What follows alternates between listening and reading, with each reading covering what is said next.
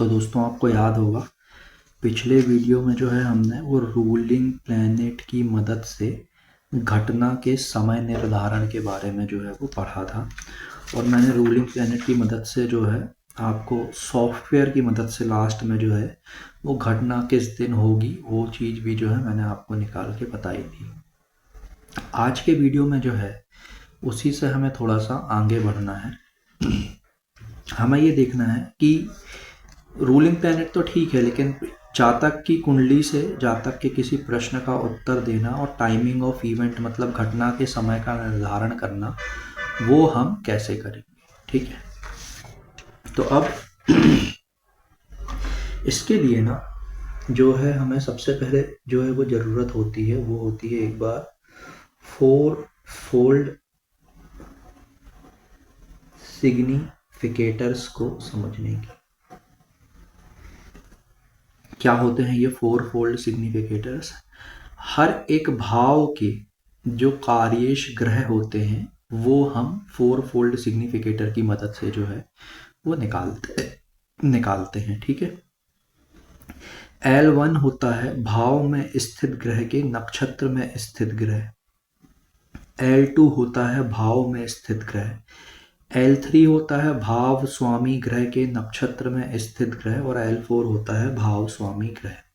सबसे पहले हम L2 निकालते हैं, फिर L2 की मदद से L1 निकालते हैं, फिर उसके बाद में हम L4 निकालते हैं और L4 की मदद से जो है वो L3 निकालते हैं।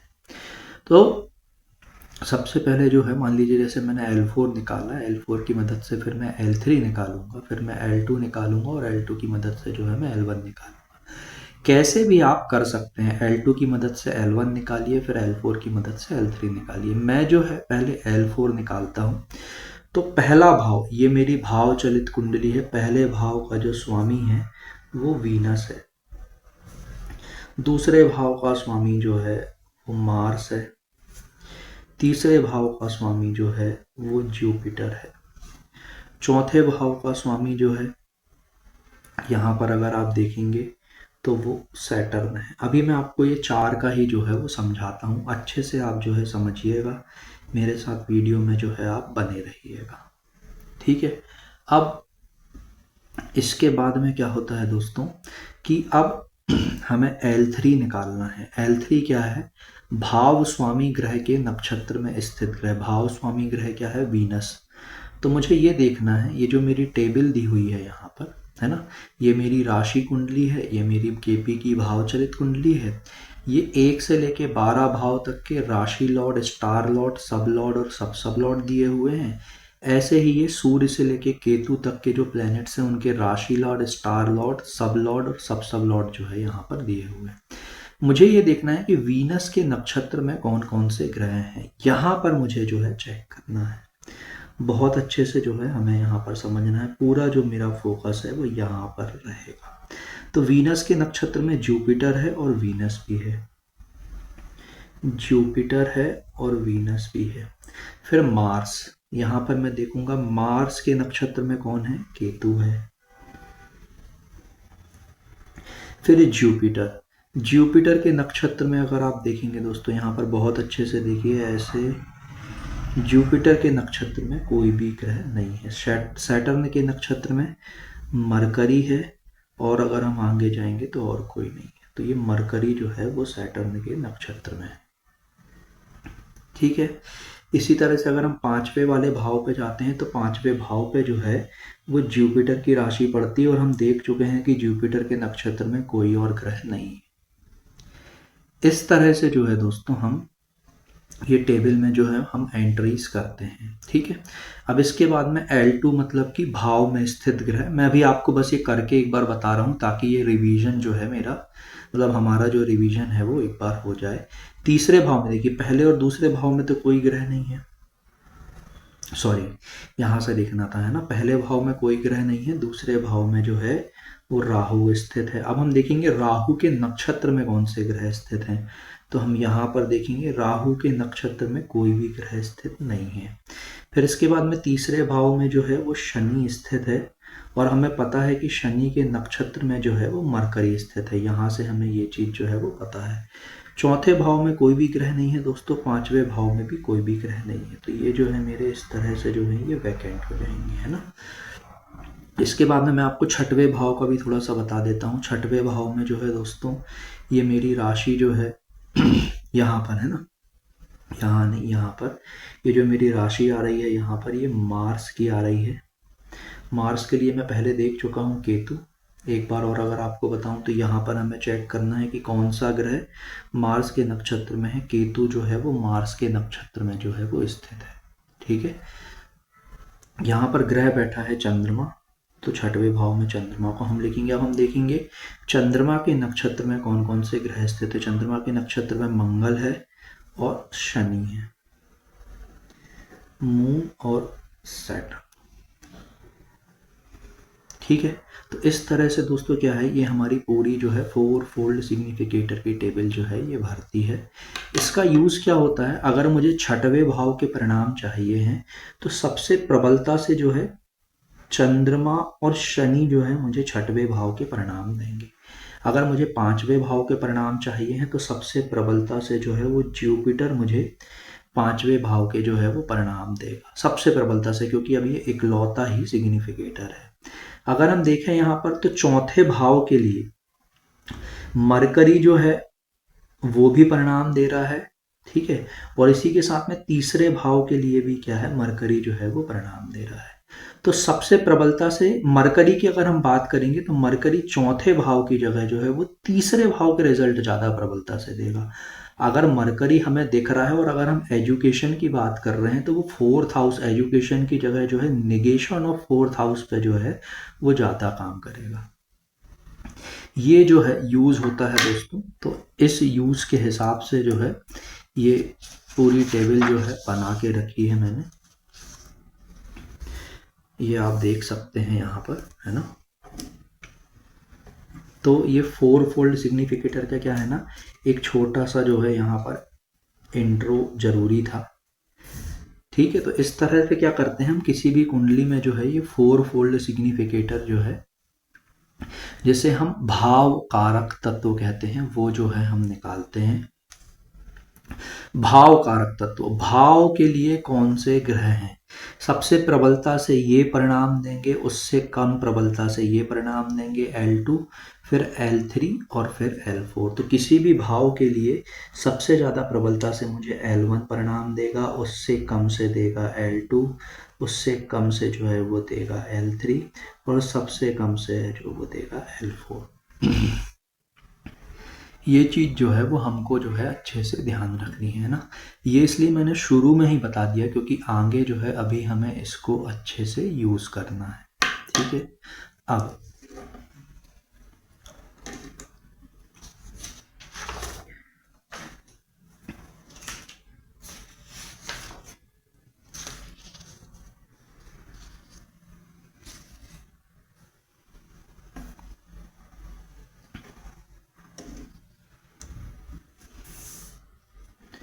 आज का वीडियो जो है दोस्तों, अभी आपको कॉपी पेन वगैरह लेके नहीं लिखना है, पहले जो है सिर्फ इसको समझना है। अब जब भी हम ये देखते हैं किसी कुंडली में जातक आया है और हमारे पास में उसने अपनी जो है वो कुंडली दी, किसी कुंडली में हमें देखना है कि कोई घटना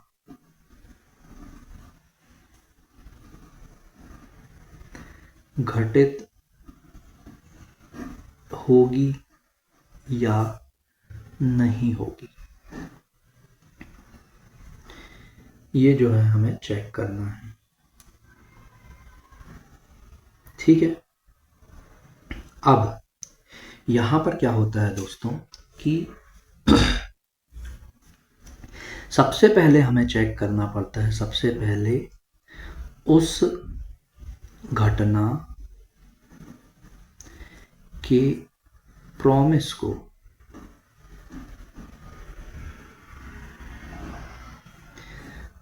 को हम बोलते हैं, यहां पर है ना, इंग्लिश टू हिंदी कन्वर्जन मत करना, संभावना, ठीक है। तो ये जो मेरी घटना है, इस घटना से जुड़े हुए एक जो है मेरा ये मुख्य भाव होगा, और इसके साथ में इसी घटना के लिए कुछ जो है मेरे सहायक भाव होंगे।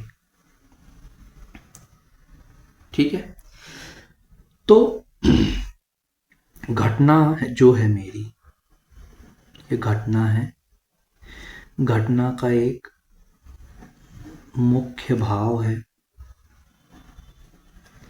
इस मुख्य भाव का जो है मेरा उप नक्षत्र स्वामी ग्रह होगा।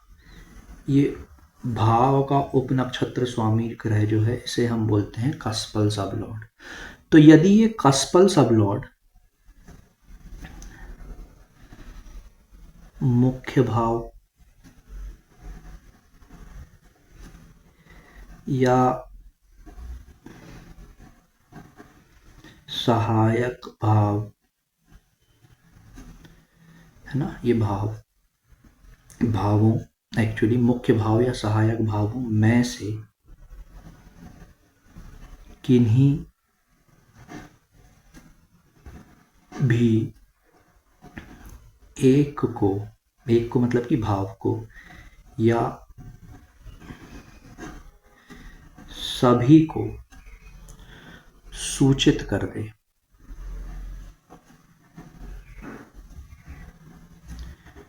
तो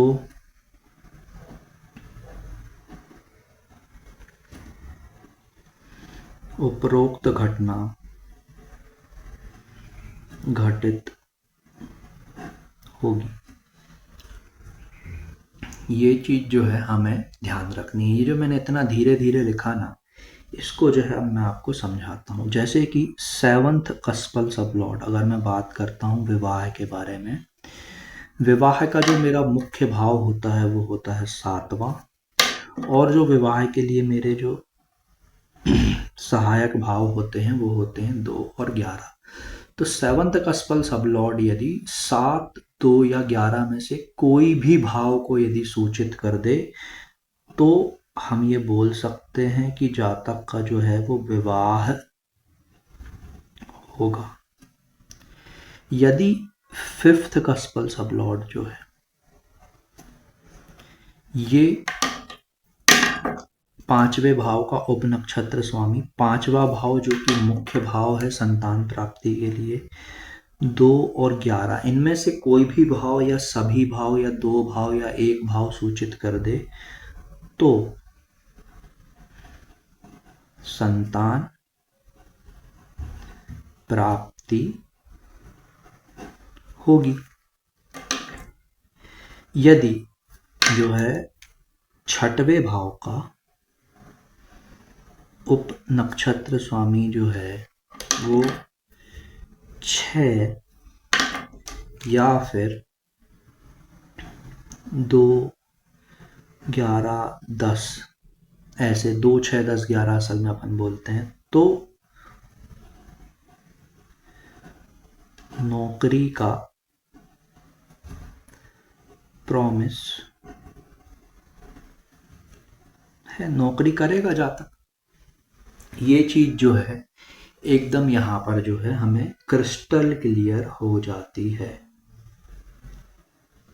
ठीक है, अब जब भी हम बात करते हैं किसी भी घटना की तो वहां पर विरोधी भाव जो है वो अपनी भूमिका जो है वो निभाते हैं। विरोधी भाव, ठीक है, हर भाव से 12वां भाव उस भाव की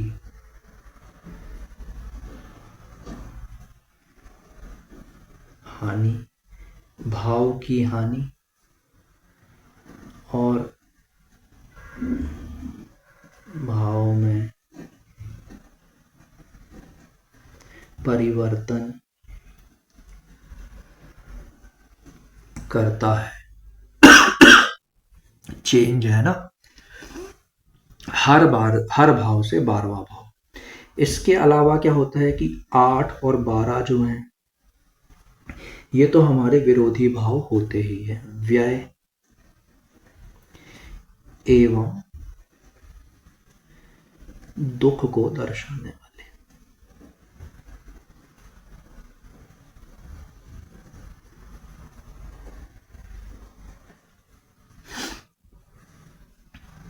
ठीक है, तो अब यदि जो है मेरा 7वें भाव का उप नक्षत्र स्वामी 7, 2, 11 जैसे नंबर्स देता है और साथ में इनके जो है वो 6, 1, 10, 7वें का जो 12वां भाव है उससे जस्ट एक पहले वाला होगा, छठवां, दूसरे का जो है वो पहला हो जाएगा, 11वें का जो है वो 10वां हो जाएगा, प्लस 8 और 12। यदि 7वें भाव का उपनक्षत्र स्वामी 7, 2, 11 जैसे भाव सूचित करता है, साथ में 6, 1, 10 जैसे सूचित करता है, साथ में 8 और 12 जैसे भाव भी यदि सूचित करता है, तो इसका मतलब होता है कि जातक को विवाह का अच्छा सुख जो है वो नहीं मिलेगा। ये चीज जो है हमें ध्यान रखनी होती है। अब इसमें क्या होता है कि जीवन साथी से मनमुटाव हो सकता है, या फिर जो है इच्छा पूर्ति की कमी हो सकती है, शारीरिक सुख में कमी हो सकती है, जीवन साथी का बिछड़ जाना, जीवन साथी की मृत्यु हो जाना, जीवन साथी का विधवा या विधुर हो जाना, ये चीज़ें जो होती हैं इसमें शामिल होती हैं। विवाह का सुख ना मिलने के मल्टीपल रीजंस हो सकते हैं, जिसमें से मैंने अभी आपको कुछ जो है वो बताए। ऐसे ही यदि 5वें भाव का उप नक्षत्र स्वामी जो है वो 5, 2 और 11 जैसे नंबर्स देता है, इसके साथ में यदि वो 4, 1 और 10 जैसे नंबर्स देता है, और साथ में यदि 8 या 12 जैसे भाव भी देता है, तो इस केस में क्या होता है कि जैसे कि संतान सुख में कमी हो सकती है, जातक को गर्भपात हो सकता है, फिर इसके बाद में जो है ये भी हो सकता है कि मृत शिशु का जन्म हुआ हो, या फिर बच्चों का मनमानी करना, दूर चले जाना, या बच्चा पढ़ लिख गया, पढ़ लिख के वो ऑस्ट्रेलिया चला गया, ऑस्ट्रेलिया में जाके जॉब कर रहा है, माता पिता को ज़रूरत है यहाँ पे, माता पिता बीमार हैं लेकिन बच्चा नहीं आ पा रहा क्योंकि वहाँ पे जॉब में जो है वो लीव नहीं दी जा रही है। कुछ भी ऐसी जो कंडीशंस जो हैं वो हो सकती है। ठीक है, यदि 6th कस्पल सब लॉर्ड जो है ये ऐसे भाव दिखा रहा है, इसके साथ में जो है यदि वो 1, 5, 9 जैसे भाव दिखा रहा है, देखो यहाँ पे एक चीज ध्यान रखना कि 10वां भाव जो है वो 11वें को विरोध नहीं करेगा, है ना, ये चीज जो है वो ध्यान रखना। तो 1, 5, 9 और फिर जो है वो 8, 12, यदि ऐसे 6th कस्पल सब लॉर्ड 6, 2, 10, 11 के साथ 1, 5, 9 जो कि इनके विरोधी भाव हैं और 8, 12 जैसे भाव यदि सूचित करता है, तो क्या होगा, नौकरी का ना टिकना, फिर इसके बाद में जो है नौकरी लगी और नौकरी छोड़ना, जातक ने खुद ही छोड़ दी किसी बात पे से, जातक ने बोला कि नहीं करना हमको नौकरी, नौकरी से निकाल दिया जाना, बहुत अच्छे से समझते जाना, मैं जो ये लिख लिख के बता रहा हूँ आप ही के लिए है ना। फिर इसके बाद में और क्या हो सकता है भैया, वर्क प्लेस पे प्रॉब्लम की जो अधिकारी हैं, जो सीनियर्स हैं, इनसे अनबन हो रही है। फिर इसके बाद में जो है पदोन्नति और साथ में क्रमोन्नति में रुकावटें। तो ये भूमिका निभाते हैं विरोधी भाव की। यदि सेवंथ कस्पल सब लॉर्ड 7 2 11 के साथ 6 1 10, ये 6 1 10 और 8 12 वाले भाव जैसे शो करता है, तो विवाह का अच्छा सुख नहीं मिलता। फिफ्थ कस्पल सब लॉर्ड यदि 5 2 11 के साथ 4 1 10 और 8 12 जैसे नंबर से यदि शो करता है, तो फिर संतान सुख में कमी होती है, गर्भपात हो सकता है, मृत शिशु का जन्म हो सकता है, बच्चों का मनमानी करना, बच्चों का दूर चले जाना, ऐसी कोई भी घटना जो है वो हो सकती है। सिक्स्थ कस्पल सब लॉर्ड यदि 6 2 10 11 जैसे नंबर्स के साथ 1 5 9 या फिर 1 8 12 जैसे नंबर्स दे रहा है, तो नौकरी का ना टिकना, नौकरी छोड़ना, निकाल दिया जाना, अधिकारियों से अनबन, पदोन्नति, क्रमोन्नति में रुकावटें, ये चीज़ें जो हैं ये हो सकती हैं जातक को। ठीक है, ये चीज़ जो है अब हमें जो है बहुत अच्छे से ध्यान रखनी है। ठीक है, अब ध्यान होगा आपको, अभी ध्यान तो हो गई क्योंकि मैंने जस्ट अभी बताया है ना।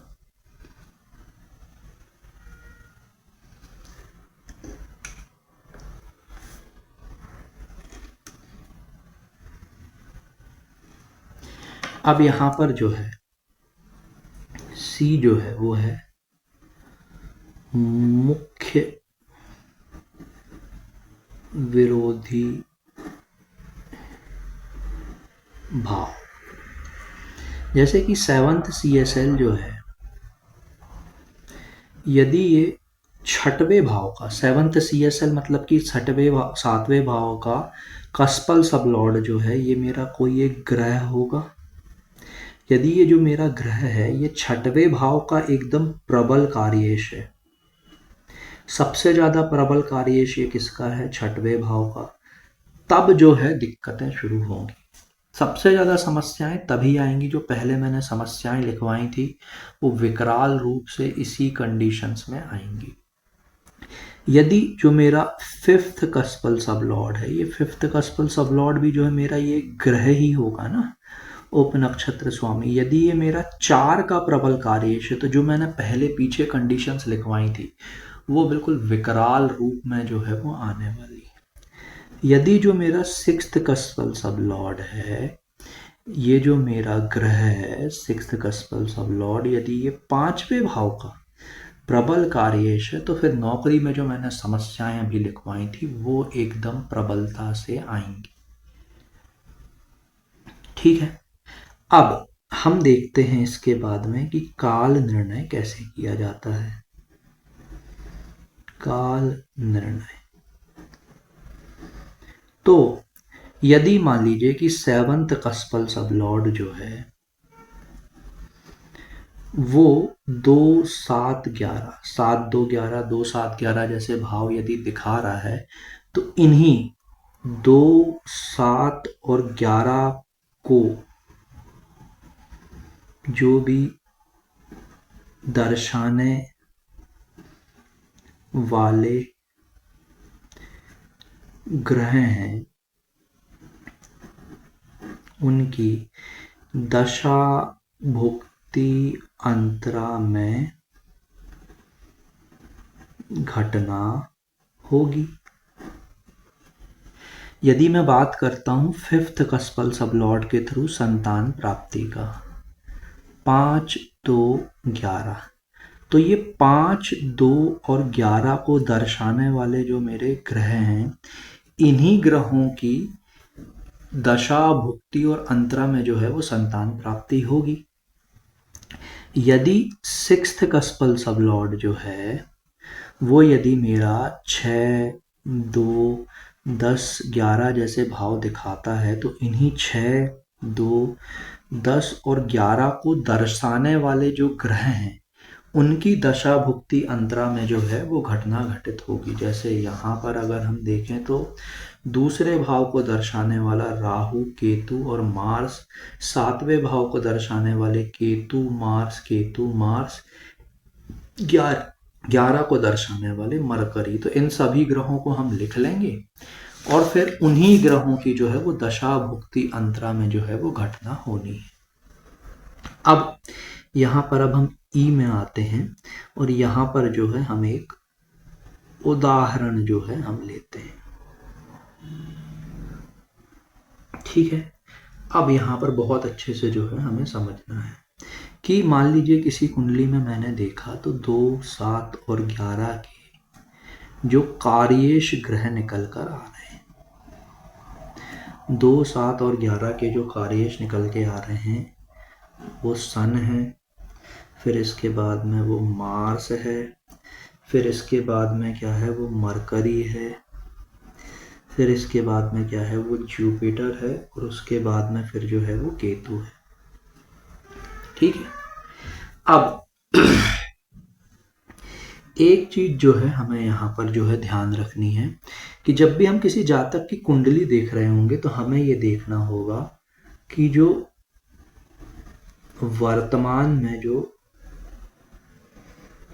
महादशा का जो स्वामी ग्रह है,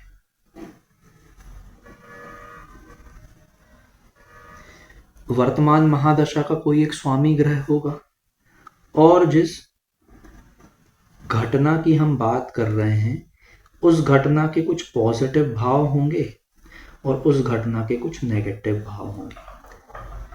तो हमें ये देखना है कि ये जो वर्तमान महादशा स्वामी ग्रह है, जिस घटना के लिए हम उस कुंडली को देख रहे हैं वो उस घटना के सिर्फ पॉजिटिव भावों को लिया हुआ है, नेगेटिव भावों को लिया हुआ है, या फिर पॉजिटिव और नेगेटिव दोनों ही भावों को लिया हुआ है। ठीक है, अब यहाँ पर देखिए क्या है, हमें 5 जो है मुझे ग्रह मिल गए हैं और मुझे दशा भुक्ति और अंतरा जो है वो निकाल कर देनी है। जातक को मुझे बताना है कि इतने से इतने के बीच में जो है घटना घटित जो है आपकी हो जाएगी। तो अब हम क्या करते हैं, यहां पर अब हम उपयोग करते हैं शासक ग्रहों का। किसका अब हम उपयोग करते हैं दोस्तों, शासक ग्रहों का जो है यहाँ पर हम उपयोग करते हैं। अब यहाँ पर जो है आप मान लीजिए कि यहाँ पर मैंने शासक ग्रह जो निकाले हैं वो मेरे आए हैं मार्स, जुपिटर, वीनस और फिर मरकरी। ये जो है मेरे क्रमवार LSRD, ये जो है मेरे 4 जो है ये शासक ग्रह आ गए हैं। ठीक है, तो अब मुझे इन दोनों की मदद से जो है घटित होने वाली घटना के बारे में जो है मुझे बताना है। तो यहाँ पर देखिए अब अपन थोड़ा सा देखना शुरू करते हैं। वर्तमान में जो महादशा स्वामी है, मैं मान लेता हूँ कि वर्तमान में जो महादशा चल रही है ये मेरी जुपिटर की महादशा जो है वो चल रही है और जुपिटर जो है ये पॉजिटिव एंड नेगेटिव दोनों ही भावों को लिया हुआ है। जुपिटर की महादशा चल रही है। जुपिटर विवाह के लिए सकारात्मक और नकारात्मक दोनों ही तरीके के भावों को लिया हुआ है। तो इस केस में जुपिटर का रूलिंग प्लैनेट में आना जरूरी होता है। जुपिटर जो है वो रूलिंग प्लैनेट में आया हुआ है। गुरु की महादशा में विवाह हो, ये हमने चूज कर लिया। कौन सी अंतरदशा होगी, तो यहाँ पर अगर हम कॉमन में देखेंगे तो देखिए जुपिटर कॉमन है मेरा, मार्स कॉमन है मेरा, ठीक है, फिर इसके बाद में वीनस नहीं है और फिर जो मरकरी जो है मेरा वो कॉमन है। अंतरदशा के लिए दोस्तों हम क्या करेंगे, जो सबसे ज्यादा प्रबल जो कार्येश होगा उसको जो है हम ले लेंगे। अंतरदशा के लिए जो है मैंने मार्स को जो है यहाँ पर फिक्स कर दिया। अब मार्स के बाद में क्या मैं वीनस को ले सकता हूँ, देखिए मैंने जुपिटर ले लिया, मार्स ले लिया, क्या मैं वीनस को ले सकता हूँ। वीनस देखिए मेरा यहाँ पर जो है वो सिग्निफिकेटर्स में नहीं है, तो अब मैं क्या करूँगा, मरकरी जो है वो लूँ। तो मैं जातक को बोलूँगा कि गुरु की महादशा में, मंगल की अंतरदशा में बुध की जो प्रत्यंतर दशा आएगी, इसकी क्या होगी, एक स्टार्टिंग डेट होगी और इसकी जो है एक एंडिंग डेट होगी। तो हम जातक को जो है वो ये बता देंगे कि भैया आपका विवाह जो है वो इतने से इतने के बीच में जो है वो हो जाएगा। इस तरह से जो है हम जातक को क्या करेंगे, ये एक समय अंतराल जो है वो निकाल के दे सकते हैं। ये जो है ये कृष्णमूर्ति पद्धति की जो है वो सामान्य प्रणाली है। अब यदि अगर हम इस प्रणाली के बारे में बात करें तो यहां पर ना एक प्रॉब्लम है। प्रॉब्लम क्या है दोस्तों, कि हमने जो है क्या किया, दो, अभी मतलब ये एग्जाम्पल अलग था, यहाँ वाले एग्जाम्पल से जो है मैं आपको समझा रहा हूँ। हमने क्या किया, हमने 2, 7 और 11 के जो हैं हमने सिग्निफिकेटर्स लिए, ठीक है। अब अगर आप यहाँ पर देखेंगे तो इस 7वें के लिए क्या है, मरकरी जो है, अगर आप मार्स को देखेंगे, सॉरी, मार्स जो है वो दूसरे दर्जे का कार्येश है, लेकिन वो 6वें का तो पहले दर्जे का कार्येश है ना। मतलब अगर शादी की बात होगी तो ये शादी को सूचित तो करेगा, लेकिन उसके विरोधी भावों को भी ये कंटेन किया हुआ है। तो विवाह के दौरान जो है वो समस्या आ सकती है ना। तो मतलब कि क्या है तरीका, कि हम ये देखते हैं कि भावों के कार्येश ग्रह,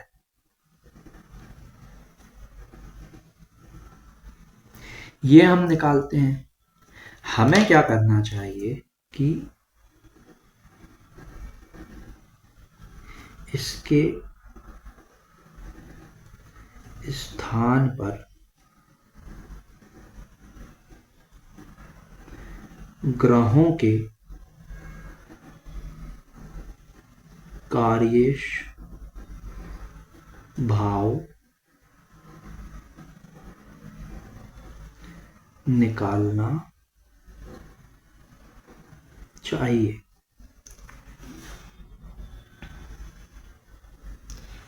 क्या करना चाहिए, भावों के कार्येश ग्रह निकालने के बजाय ग्रहों के कार्येश भाव जो है वो हमें निकालना चाहिए कि ग्रह जो है वो किन भावों के जो है वो परिणाम देता है। ये चीज निकालना जो है दोस्तों, ये ज्यादा सही तरीका जो है वो होगा। तो अब ये चीजें कैसे निकाली जाएंगी वो जो है मैं आपको बताता हूँ। ये ना आपको लग रहा होगा ये आज क्या क्या पढ़ा रहे हैं, तो ये ना मतलब अभी एकदम से ना ये सारी चीजें कनेक्ट हो जाएंगी। आप मान के चलो कि पैरेलली जो है वो स्टोरीज चल रही हैं, है ना। ये अभी क्या होंगी, एकदम से कनेक्ट होंगी। यहाँ पर ना दोस्तों पहले मैं जो है वो सूर्य का निकालता हूँ। सूर्य देखिए जरा, यहाँ पर सूर्य जो है वो 10वें भाव में बैठा हुआ है और सूर्य की जो राशि है वो गायब है, 5वें नंबर की राशि जो है वो गायब है। फिर इसके बाद में हम क्या है, मून को देखते हैं। तो मून जो है मेरा ये 6वें भाव में है और मून की जो राशि है वो 10वें भाव में जो है वो लिखी हुई है, ठीक है। फिर इसके बाद में क्या है, मार्स है मेरा। मार्स के बाद में जो है मेरा ये मरकरी है। मरकरी के बाद में जो है मेरा जुपिटर है, वीनस है। फिर इसके बाद में सैटर्न है। इसके बाद में फिर जो है राहु है और इसके बाद में जो है ये केतु है। मार्स को अगर हम देखें तो मार्स जो है मेरा वो 7th हाउस में है और इसकी राशि जो है दोस्तों, ये तो एक राशि में खुद ही बैठा और अगली जो राशि है वो दूसरे भाव में लिखी हुई है। मरकरी जो है दोस्तों मेरा वो 9वें भाव में है और मरकरी की राशि 3 और 6, तो 3 में तो वो खुद ही बैठा है। 6वीं जो है वो 11वें भाव में लिखी हुई है। जुपिटर को अगर हम देखें तो जुपिटर जो है वो 10वें भाव में है और इसकी 9वीं राशि जो है वो 3रे भाव में है और 12वीं राशि जो है वो 5वें भाव में है। 3 और 5 है ना। वीनस, वीनस जो है वो 10वें भाव में है, और 2 नंबर की राशि जो है वो 8वें भाव में है, और फिर ये जो है ये 12वें भाव में है। सैटर्न, सैटर्न जो है दोस्तों वो 3रे भाव में है, और सैटर्न की राशि जो है 11 नंबर की राशि गायब है, जो राशि है सिर्फ एक, वो 4थे भाव में है।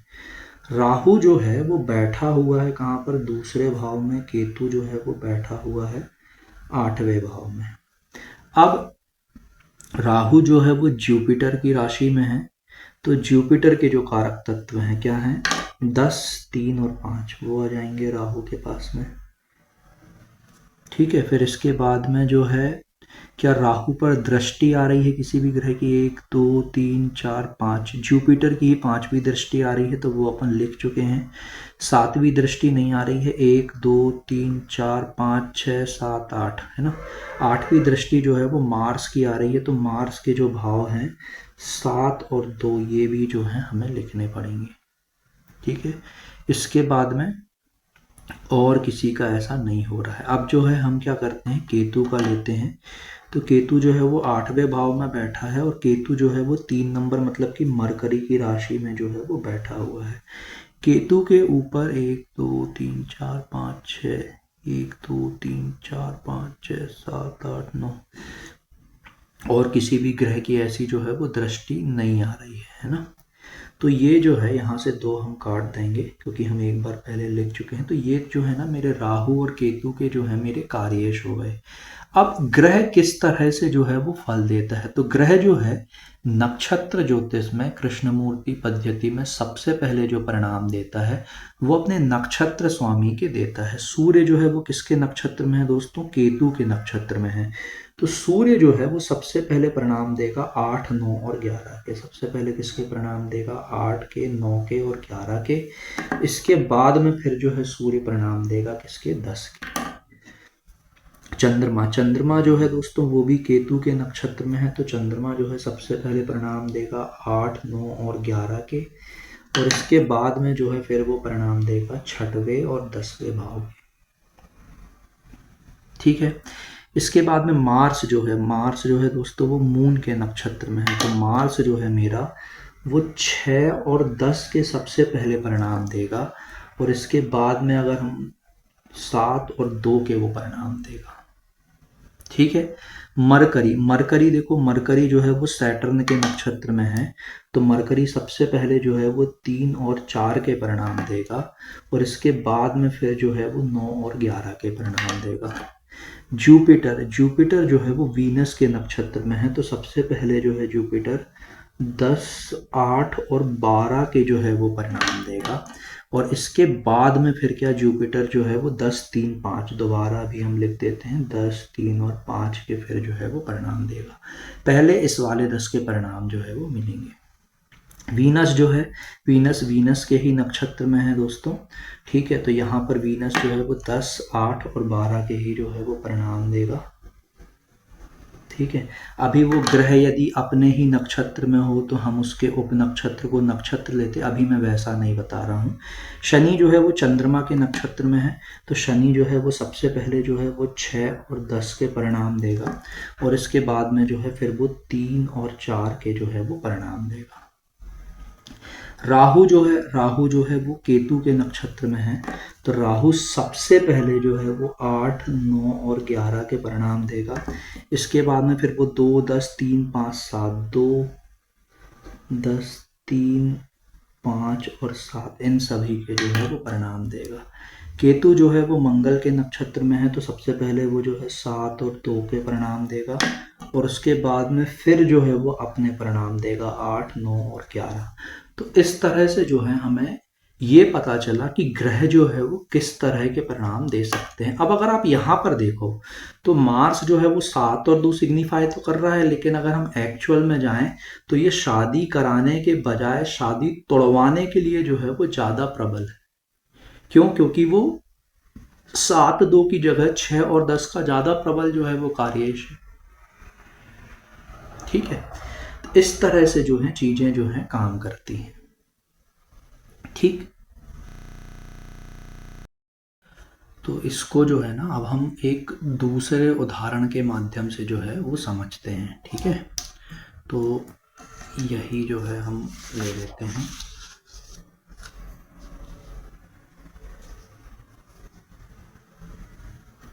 ये लगा दूं बस मैं अच्छे से।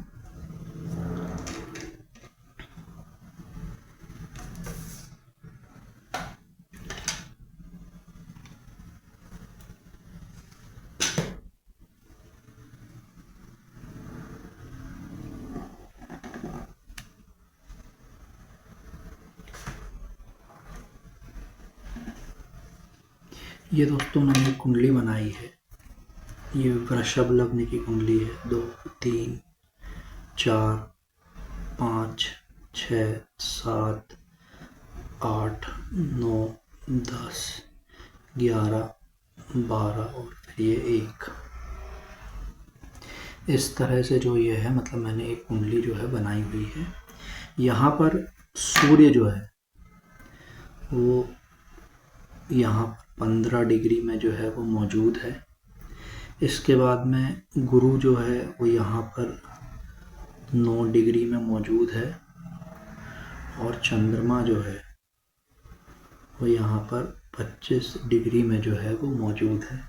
ठीक है, अब मैं आपको कुछ चीज़ें जो है बताता हूँ। अब चंद्रमा को अगर अपन यहाँ पर देखें,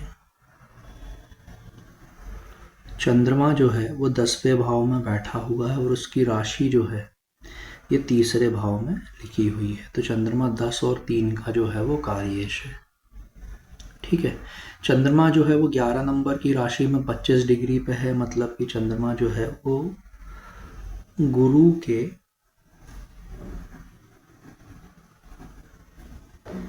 नक्षत्र में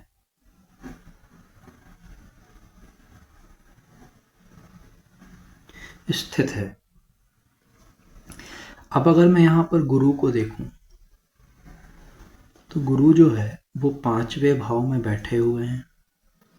9 और 12 मतलब कि 8 और 11 इन भावों के जो है वो कार्येश है। तो अगर मैं जो पहले अभी जो मैंने समझाया उसके हिसाब से अगर हम चंद्रमा के कार्येश देखें तो ये पहले क्या होगा, 5 8 और 11 होगा और इसके बाद में जो है फिर वो ये 10 और 3 हो जाएगा। तो यहाँ पर अगर अपन चंद्रमा को देखें तो चंद्रमा संतान के लिए अच्छा है, क्योंकि 5वां वो सबसे प्रबलता से दे रहा। 8 आ रहा है हालांकि, तो सर्जरी वगैरह में जो है 8वां भाव आ जाएगा। लेकिन अगर हम नौकरी के हिसाब से देखें तो ये अच्छा नहीं है। नौकरी जो है इस केस में छूट जाएगी, प्रमोशन नहीं होगा, नौकरी से निकाल दिया जाएगा। ये चीजें जो है हो सकती हैं इस दौरान, क्योंकि चंद्रमा जो है वो 5 8 और 11 का जो है वो सबल कार्येश है। ऐसे ही दोस्तों अगर मैं यहाँ पर गुरु को देखूं तो गुरु का जो मैंने लिखा, गुरु जो है वो 5 और 8 और 11 भावों को जो है वो दर्शा रहा है। और गुरु जो है ये सूर्य के नक्षत्र में स्थित है।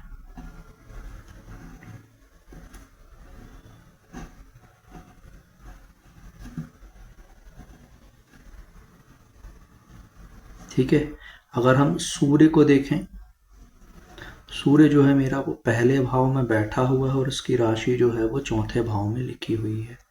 तो अगर हम गुरु के जो है अगर हम वो कार्येश लिखें तो गुरु के कार्येश क्या होंगे दोस्तों, जो कि ये सूर्य के नक्षत्र में है तो 1 और 4 पहले आ जाएगा और फिर जो है वो 5 8 और 11 आएगा। तो यहाँ पर गुरु जो है, चूंकि वो चंद्रमा गुरु के नक्षत्र में था तो वो 5 8 और 11 शुरू में देके संतान के लिए सही हो रहा था। लेकिन खुद अगर आप गुरु को देखेंगे तो शुरू में चूंकि 1 और 4 आ रहा है तो ये संतान प्राप्ति में तो एकदम ही जो है वो नेगेटिव हो जाएगा। इसकी दशा में, गुरु की दशा में जो है वो गर्भपात हो सकता है, संतान से अनबन हो सकती है, संतान से बिगड़ना हो सकता है। ठीक है, तो इस तरह से जो है हम हर एक प्लेनेट के, जैसे अभी मैंने आपको पहले निकाल के बताए, हम निकाल के देख लेंगे कि कौन सा ग्रह जो है वो किन भावों का जो है वो सबल कार्येश है। उस हिसाब से फिर हम क्या करेंगे, आगे जो है अपना काम वो है करेंगे। अब यहाँ पर एक और चीज जो है हम समझते हैं कि जो भी हमारा दशा स्वामी है,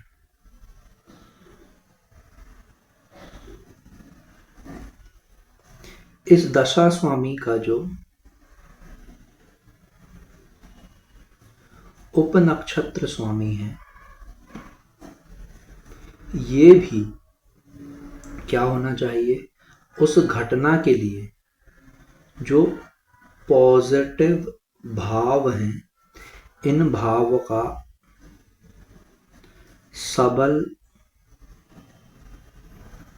कार्येश होना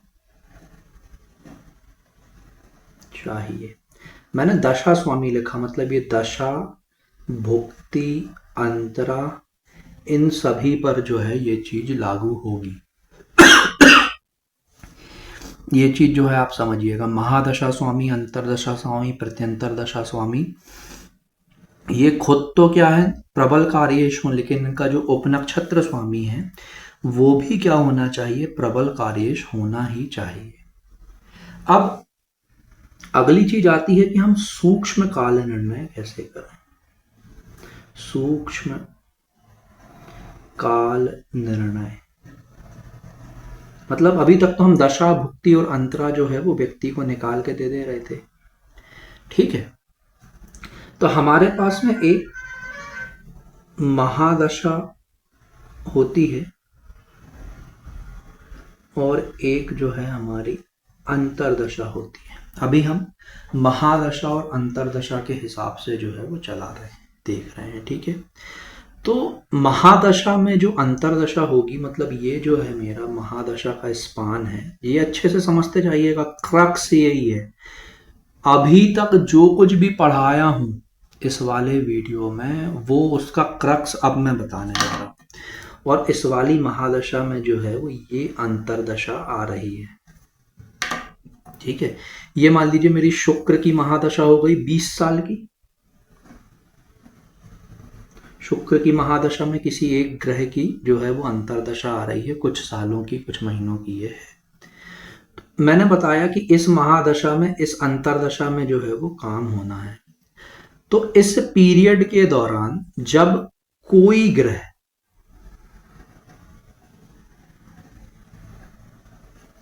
इस महादशा और इस अंतरदशा, इस महादशा वाले ग्रह की राशि से और इस अंतरदशा वाले ग्रह के नक्षत्र से गोचर करेगा, तब जो है वो घटना घटित होगी। तब क्या होगी, वो घटना घटित होगी। बहुत अच्छे से जो है दोस्तों हम इसको थोड़ा सा समझते हैं। शुक्र की महादशा चल रही है, हमने ये देखा शुक्र जो है वो उस घटना के लिए प्रबल कार्येश है। शुक्र का उपनक्षत्र स्वामी भी जो है वो उस घटना के सकारात्मक भावों का प्रबल कार्येश है। शुक्र की महादशा चल रही है और चंद्रमा की जो है वो अंतरदशा चल रही है। शुक्र की महादशा में, चंद्रमा की अंतरदशा में जो है वो जातक के जीवन में कोई घटना जो है वो घटित होने वाली है। तो अब क्या होगा कि कोई भी ग्रह जब महादशा स्वामी की राशि और अंतरदशा स्वामी के नक्षत्र से जो है वो गोचर करेगा, तब वो घटना जो है वो घटित हो जाएगी। कोई भी ग्रह है ना, देखते हैं अब हम 1 2 3 4 5 6 7 8 9 10 11 12 केतु, शुक्र, सूर्य,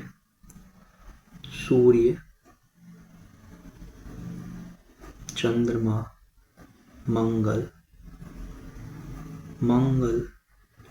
राहु, गुरु,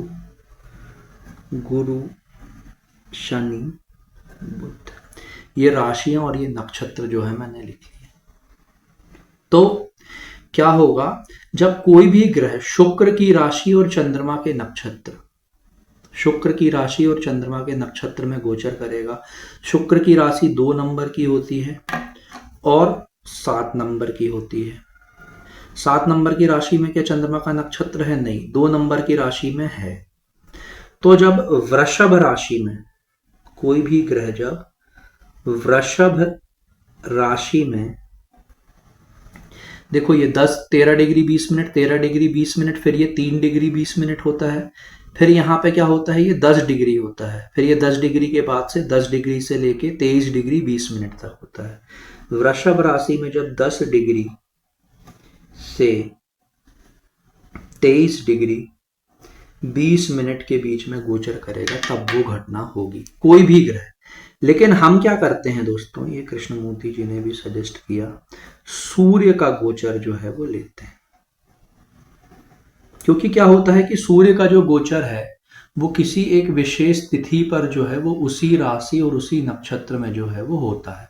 ऐसा सालों तक नहीं बदलता, कुछ साल बाद फिर इसमें थोड़े से चेंजेस जो है वो हो जाते हैं अयनांश के बेस पे। ठीक है, तो अब सूर्य जो है वृषभ राशि में 10 डिग्री पे, बहुत अच्छे से जो है हमको समझना है। ये जो है 24 मई को आ जाता है, 24 मई को आता है और फिर यहाँ पर जो है ये 7 जून तक जो है वो रहता है। तो हमने देखा कि जातक के जीवन में क्या है, शुक्र की महादशा में, चंद्रमा की अंतरदशा में जो है वो कोई घटना होनी है, तो इस टाइम पीरियड के दौरान जो है ये समय आना ही चाहिए। तो हम जातक को बोल देंगे कि भैया तुम्हारा जो काम है वो 24 मई से 7 जून के बीच में हो जाएगा। अब जातक यदि और सटीक चाहता है, हालांकि आपने इतना भी टाइम दे दिया, ये जो 13 दिन का टाइम है it is more than enough. जातक चाह रहा है कि नहीं, हमें आप थोड़ा सा और जो है बिल्कुल तारीख निकाल के दो, तो महादशा स्वामी, अंतरदशा और फिर प्रत्यंतर दशा, इसकी राशि में, इसके नक्षत्र में और इसके उप नक्षत्र में जब सूर्य का गोचर होगा तब वो घटना हो जाएगी। अब अभी हम यहां पर मानते हैं समझने के लिए कि शुक्र की राशि में, चंद्रमा की शुक्र की महादशा में, चंद्रमा की अंतरदशा में, मंगल की प्रत्यंतर दशा में जो है वो काम होना है। तो ये तो हमने देख लिया कि 24 मई से 7 जून के बीच में होगा। अब 24 मई को क्या है, ये चंद्रमा के नक्षत्र में आ जाएगा सूर्य। चंद्रमा के बस अगला वाला जो होता है वो क्या होता है, मंगल का उपनक्षत्र होगा। ठीक है, तो अपन क्या करेंगे, 24 से जस्ट 1 तारीख बाद, मतलब कि 25 मई को जो है घटना घटित होगी। ये चीज जो है आप उस जातक को क्रिस्टल क्लियर जो है आप बता सकते हैं कि भैया घटना घटित होगी और इस दिन पे जो है वो घटित हो जाएगी। ठीक है, मतलब ये देखिए, अब मैंने आपको क्या किया, वो एक तारीख निकाल के दे दी। तो अब मैं आपको जो है ये अभी यहां से आगे जो है और थोड़ा सा समझाता हूं। ठीक है, तो आगे बढ़ते हैं, हम थोड़ा सा कुछ और चीजों को जो है समझते हैं। ठीक है, तो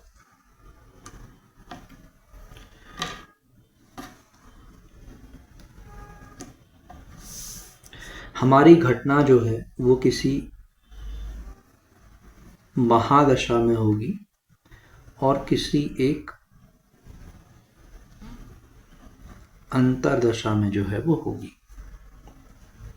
महादशा वाले ग्रह की राशि से और अंतरदशा वाले ग्रह के नक्षत्र से जब सूर्य का गोचर होगा तब जो है उस दौरान वो घटना होगी। अब हो सकता है कि हमें महादशा और अंतरदशा का ऐसा पेयर ना मिले, तो उस केस में हम स्वैप कर लेंगे कि महादशा की जगह अंतरदशा वाले ग्रह की राशि से और महादशा वाले ग्रह के जो है वो नक्षत्र, जब सूर्य का गोचर होगा तब जो है मेरी वो घटना जो है वो घटित हो जाएगी।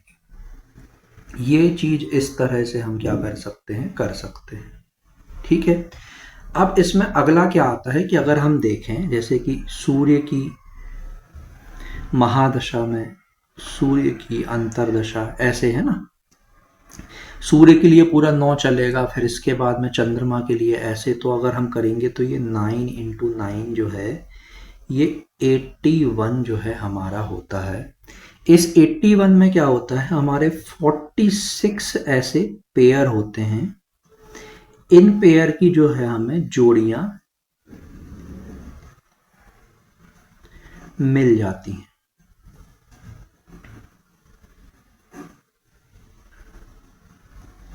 मतलब महादशा और अंतरदशा वाले जो हमें ग्रह मिलेंगे तो इनकी राशि और नक्षत्र, या फिर यहाँ से राशि या नक्षत्र का जो है हमें वो पेयर मिल जाएगा। आसानी से हम बता सकते हैं कि सूर्य इस राशि और इस नक्षत्र में कब आने वाला है। फिर प्रत्यंतर दशा के हिसाब से हम जो है उप नक्षत्र ले लेंगे और उस उप नक्षत्र के अनुसार हम तारीख जो है वो निकाल के दे देंगे। ठीक है, इतना जो है मैंने अब आपको बताया। लेकिन 46 में क्या होता है दोस्तों, पेयर मुझे मिल जाते हैं। 35 मेरे पेयर ऐसे होते हैं जिनमें जोड़ियां नहीं मिलती, वो बताऊंगा अभी मैं। तो उस केस में हम क्या करते हैं कि हमने वैसे ही है ना वो 2 7 11 के सिग्निफिकेटर निकाल के नहीं, ग्रह किन भावों का सबल कार्य से उस तरह से जो है हमने देख लिया कि इस महादशा अंतरदशा प्रत्यंतर दशा में जो है वो विवाह होगा। इसके बाद में हम क्या करते हैं, शासक ग्रह लेते हैं, एल एस आर और डी, और ये जो भी मेरे ग्रह आते हैं ना,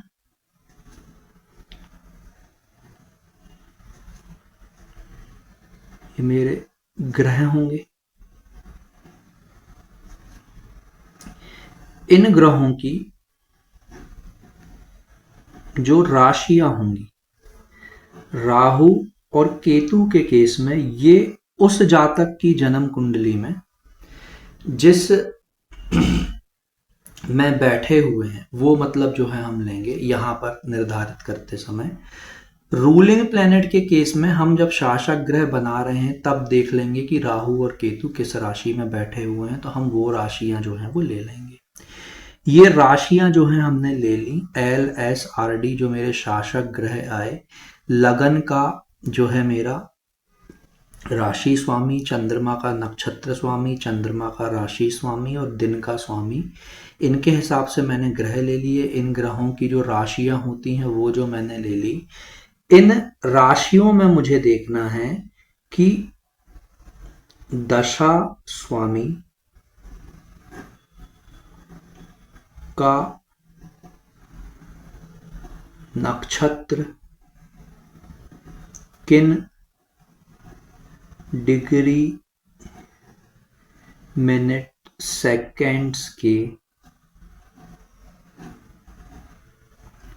बीच में आता है। मान लीजिए कि मैंने LSRD लिए और जो मान लीजिए मेरी महादशा चल रही है वो किसी एक एक्स प्लैनेट की अभी चल रही है। LSRD से मैंने क्या किया, राशियां निकाल ली।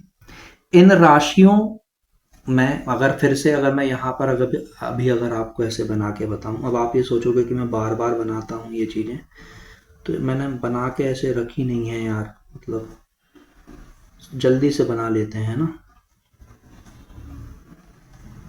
Ketu, Venus, sun, sun moon, Mars, Mars Rahu, Jupiter, Jupiter, Saturn, Mercury. तो ये जो भी मेरी राशियां होंगी ना, इन राशियों में मैं देखूंगा कि दशा स्वामी जो है इसका नक्षत्र कहां पे आ रहा है। ठीक है, मान लीजिए मुझे पता चलता है कि किसी एक पर्टिकुलर राशि में जो मेरी, मान लीजिए कि ऐसे समझिए कि केतु की ना मेरी महादशा चल रही है। जातक की कुंडली में क्या है, केतु की महादशा जो है वो चल रही है। और यहां पर जो मुझे रूलिंग प्लेनेट मिलते हैं ना, उनमें मुझे एक रूलिंग प्लेनेट क्या है, वो सूर्य भी मिलता है। तो मुझे पता है कि सूर्य में क्या होता है, 00 डिग्री 00 मिनट से जो है ये 13 डिग्री 20 मिनट तक जो है इस दशा स्वामी का नक्षत्र आता है। सूर्य देखिए 5वें नंबर की राशि में केतु का नक्षत्र शुरू में आता है। तो सूर्य जो है ये सिंह राशि में जब 13 डिग्री मतलब 00 डिग्री 00 मिनट से 13 डिग्री 20 मिनट के बीच में होगा, तब जो है मेरी वो घटना जो है वो घटित हो जाएगी। इन 13 दिनों के बीच में मेरी घटना जो है वो घटित हो जाएगी। अब इसके बाद में देखिए मैंने क्या किया, राशियां मैंने ली ना। सूर्य मतलब मुझे यहां पे मिला था ना LSRD में, सूर्य के बाद जो सबसे ज्यादा प्रबल कार्येश होगा यहां पर LSRD में, जो सबसे ज्यादा प्रबलता वाला शासक ग्रह होगा, उसको क्या करूंगा, मैं ले लूंगा, उसको मैं ले लूंगा और उसको क्या करूंगा, सबलॉर्ड फिक्स कर दूंगा। तो जैसे मैंने देखा कि सन की राशि में केतु के नक्षत्र में मेरी घटना हो रही है, और मान लीजिए मुझे यहाँ पर जो है मून मिलता है LSRD में सबसे ज्यादा जो है, मतलब मेरा जो दूसरे नंबर पे जो है, मतलब इसके बाद में सन के बाद में जो सबसे ज्यादा प्रायोरिटी वाला कार्येश है। तो यहां पर इस 00 डिग्री 00 मिनट से 13 डिग्री 20 मिनट के बीच में इसमें सबसे पहले क्या होगा, केतु का नक्षत्र आएगा, है ना। केतु, शुक्र, सूर्य, चंद्रमा। तो जैसे ही ये चंद्रमा के नक्षत्र में आएगा मेरा सूर्य, 1 2 3 4, जैसे ही ये मेरा मतलब चौथे दिन, इस दिन क्या है, वो घटना घटित हो जाएगी। तो दोस्तों ये तरीका है टाइमिंग ऑफ इवेंट्स निकालने का। इस पे तो आप मतलब रेयरली जाओगे, आपका ये महादशा अंतरदशा वाले में ही जो है वो काम हो जाएगा। जो भी आपने महादशा ली है, जो भी आपने अंतरदशा ली है, इस महादशा वाले की राशि में, इस अंतरदशा वाले के नक्षत्र में, इस अंतरदशा के स्पान के दौरान ऐसा नहीं होगा कि जो अंतरदशा है अपनी वो फरवरी से लेके जून तक की है और इस राशि और इस नक्षत्र में सूर्य जो है वो सितंबर को आ रहा है, ऐसा नहीं होगा। ये चीज ध्यान रखिएगा बहुत अच्छे से। ये जो मेरे महादशा के अंतर्गत जो अंतरदशा है, इस अंतरदशा का जो ये क्रक्स है, इसका जो स्पान होगा, उसी इस अंतरदशा की समय अवधि के दौरान ही जब सूर्य का जो गोचर है वो महादशा वाले ग्रह की राशि और अंतरदशा वाले ग्रह के नक्षत्र में, या फिर अंतरदशा वाले ग्रह की राशि और महादशा वाले ग्रह के नक्षत्र में होगा, तब उस दौरान जो है वो घटना घटित होगी। एग्जैक्टली कब होगी, इसके लिए आप क्या करिए, जो आपकी प्रत्यंतर दशा है इस पर जब इस नक्षत्र के दौरान जब इस सबलॉर्ड पर सूर्य आएगा, उस तारीख पर जो है वो घटना घटित हो जाएगी।